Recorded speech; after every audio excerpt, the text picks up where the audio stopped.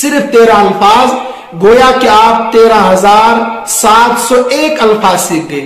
اندازہ لگائیے، آپ صرف 13 الفاظ آپ کو ان کا ترجمہ یاد کرنا، وہ ذہن نشین کر لینے ہیں آپ نے، اور قرآن کریم کے گویا کی 13,701 الفاظ آپ کو یاد ہیں۔ نبی صلی اللہ علیہ وسلم نے بھی ارشاد فرمایا، خیرکم من تعلم القرآن وعلمہ، تم میں بہترین انسان وہ ہے جو قرآن کریم کو خود بھی سیکھے اور دوسروں کو بھی سکھائے۔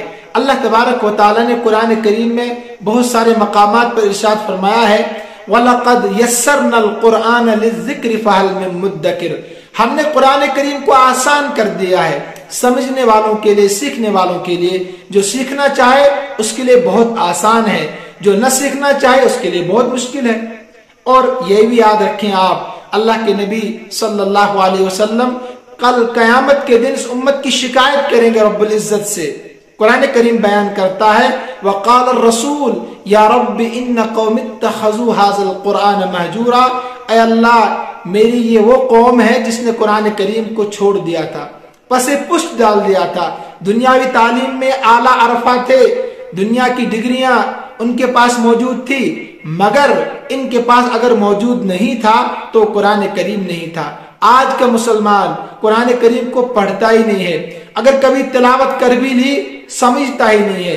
یاد رکھیے، اصل جو قرآن کریم ہے یہ ہدایت کی کتاب ہے، یہ رہبری کی کتاب ہے، یہ قرآن کریم عدالتوں کی کتاب ہے، یہ قرآن کریم تجارت کی کتاب ہے، یہ قرآن کریم حکومت کی کتاب ہے، لیکن ہم نے اس کو پس پش ڈال دیا ہے۔ تو قرآن کریم جہاں آپ تلاوت کریں گے اس کا ثواب تو ملے گا ہی، لیکن اصل اس کو سمجھ کر پڑھنا ہے، اس کے تراجم پر نظر رکھنی ہے، اس کی تفاسیر پر ہمیں نظر رکھنی ہے۔ تو اس کے لیے ہم نے ایک کوشش ہم کر رہے ہیں تاکہ قرآن کریم آپ کم وقت میں اور آسان فہم انداز میں ہم بہت جلد قرآن کریم کو سیکھ جائیں۔ تو اس کے لیے ہم کوشش کر رہے ہیں۔ دیکھیے، اگر آپ قرآن کریم کو سمجھنا چاہتے ہیں تو آپ ہمارا اس مشن میں ساتھ دیں، انشاءاللہ ہم امید کرتے ہیں کہ بہت جلد آپ قرآن کریم کو ترجمے کے ساتھ، تفاسیر کے ساتھ سمجھیں گے اور پڑھیں گے۔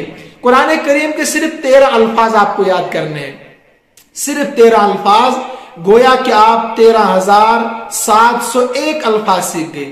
اندازہ لگائیے، آپ صرف 13 الفاظ آپ کو ان کا ترجمہ یاد کرنا، وہ ذہن نشین کر لینے ہیں آپ نے، اور قرآن کریم کے گویا کی 13,701 الفاظ آپ کو یاد ہو گئے۔ ترجمے میں کتنی آسانی ہوگی۔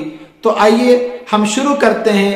قرآن کریم کے وہ 13 الفاظ کون کون سے ہیں جن کے ذریعے سے، جن کو یاد کرنے کے بعد آپ قرآن کریم کے 13,701 الفاظ سیکھ جائیں گے آسانی کے ساتھ۔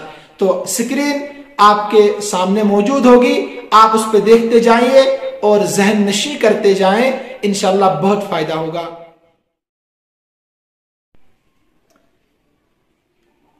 لفظ اللہ قرآن کریم میں یہ لفظ 2702 مرتبہ آیا ہے۔ یہ اسم اعظم ہے۔ حقیقی خالق و مالک کا نام اللہ ہے، اس کو یاد کرنے کی ضرورت ہی نہیں ہے، پہلے سے ہی یاد ہے۔ گویا کہ 2702 الفاظ قرآن کریم کو آپ کو پہلے سے ہی یاد ہے، لیکن آپ نے کبھی اندازہ نہیں لگایا۔ اس کے بعد دوسرے نمبر پر لفظ ماں ہے۔ اس لفظ کے بہت سارے معنی ہیں، 6 سے زیادہ معنی اس کے ہیں، لیکن جو زیادہ اکثر و بیشتر اس کا ترجمہ کیا جاتا ہے عربی میں، ایک تو ترجمہ اس کا ہوتا ہے جو، کیا، نہیں۔ یہ 3 ترجمے زیادہ ہوتے ہیں اس کے، جو، کیا، نہیں۔ یہ لفظ ماں قرآن کریم میں 2155 مرتبہ استعمال ہوا ہے۔ یہ لفظ ماں قرآن کریم میں 2155 مرتبہ استعمال ہوا ہے۔ اتنے الفاظ آپ قرآن کریم کے یاد ہیں۔ اس کے بعد تیسرے نمبر پر لفظ ان ہے۔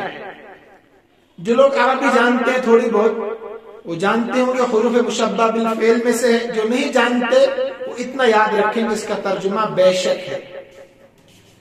1532 مرتبہ یہ لفظ قرآن کریم میں استعمال ہوا ہے. 1232 مرتبہ یہ لفظ قرآن کریم میں استعمال ہوا ہے. اس کے بعد چوتھے نمبر پر لفظ کانا ہے. تو یہ بھی افعال ناقصہ میں سے ہے. جو لوگ عربی جانتے ہیں وہ جانتے ہیں, تو جو نہیں جانتے اتنا یاد رکھیں اس کا ترجمہ تھا ہے. عربی میں ہے بھی ترجمہ اس کا ہوتا, لیکن عام طور پر لفظ کانا کا ترجمہ تھا آتا ہے. قرآن کریم میں یہ لفظ کانا جو ہے 1361 مرتبہ استعمال ہوا. 1361 مرتبہ استعمال ہوا ہے. پانچواں لفظ ہے الذین. جو لوگ عربی جانتے ہیں تو اس میں موصول میں سے الذین, اس کا ترجمہ ہے جو لوگ. جو لوگ.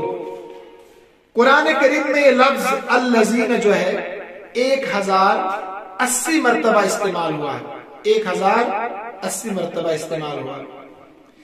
چھٹا لفظ ہے رب. اس کا ترجمہ آتا ہے اردو میں پرورش کرنے والا. پرورش کرنے والا. قرآن کریم میں یہ لفظ 970 مرتبہ آیا ہے. 970 مرتبہ آیا ہے. ساتواں لفظ ہے من. یہ عربی میں ذوی العقول کے لیے استعمال ہوتا ہے. ذوی العقول, عقل رکھنے والوں کے لیے. اس کا اردو میں ترجمہ ہے جو اور کون. 823 بار قرآن کریم میں استعمال ہوا ہے لفظ من. جو کون سوال کرنے کے لیے بھی استعمال ہوتا ہے. اس میں آپ مزید یاد رکھیں غیر ذوی العقول کے لیے ما آتا ہے اور ذوی العقول کے لیے من. جو لوگ تھوڑی بہت عربی پر نظر رکھتے ہیں وہ سمجھ گئے ہوں گے. بہرحال جو نہیں رکھتے اتنا ضرور یاد رکھیں جو من اس کا ترجمہ ہوتا ہے. آٹھواں عربی لفظ ہے اللہ. یہ الگ کرنے کے لیے آتا ہے. اس کا ترجمہ آتا ہے سوائے, یعنی سوائے زید کے, سوائے راشد کے. 666 مرتبہ قرآن کریم میں استعمال ہوا ہے. اردو میں بھی یہ لفظ استعمال ہوتا ہے جیسے سوائے زید کے, سوائے راشد کے کوئی نہیں آیا.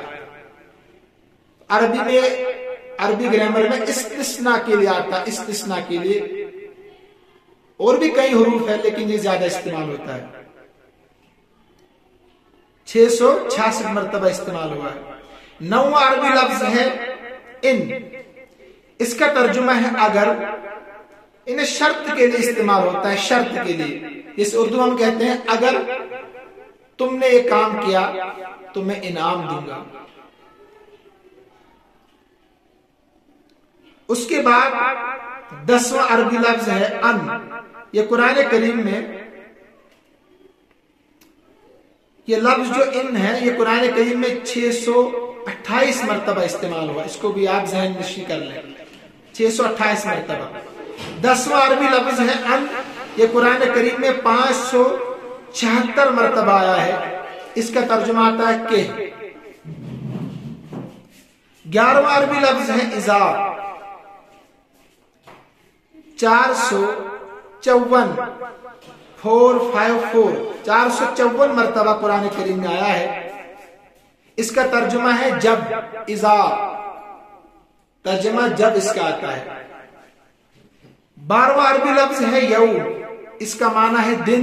یومن اس کا معنی ہے دن. قرآن کریم میں 393 مرتبہ استعمال ہوا ہے. 393. 13واں عربی لفظ ہے یا. اس کا استعمال کسی کو اپنی طرف متوجہ کرنے کے لیے ہوتا ہے. اس کو حرف ندا کہتے ہیں. حرف ندا. تو قرآن کریم میں 361 مرتبہ استعمال ہوا ہے لفظ یا. تو لہذا یہ 13 حروف آپ اچھی طریقے سے ذہن نشین کر لیجئے. اگر ہم اور آپ قرآن کریم کو سمجھنا سیکھنا چاہتے ہیں جو بہت ضروری سیکھنا ہے. انشاءاللہ اسی طرح کی ویڈیوز بناتے جائیں گے تاکہ ہم اور آپ قرآن کریم کو ترجمے کے ساتھ, تفسیر کے ساتھ پڑھیں اور سمجھیں۔ امید کرتا ہوں کہ آپ انشاءاللہ اس سے بخوبی استفادہ کریں گے اور دوسروں تک ضرور پہنچانے کی کوشش کریں گے۔